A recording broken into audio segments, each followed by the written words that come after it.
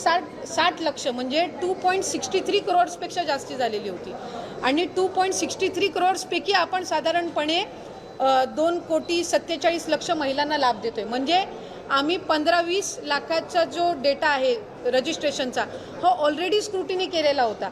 जर स्क्रुटिनी केलीच नसती तर 2,47,00,000 महिलांना लाभ गेला असता, तो 2,63,00,000 महिलांना लाभ गेला असता, 2,47,00,000 पर्यंत आला नसता। त्यामुळे हा जो 26 लाखाचा चंक आहे हा आम्ही त्या ठिकाणी व्हेरीफाय करू। बऱ्याचशा वेळेला माध्यमांनी आणि पत्रकारांनी सुद्धा आम्हाला विचारलेलं आहे, त्यांना त्यांच्या रूटीन याच्यामध्ये जिल्हा स्तरावर किंवा कुठं ते रिपोर्टिंगला जात असताना की चुकीची लोक त्या संदर्भातला लाभ घेत आहेत, चुकीची लोक लाभ घेत आहेत।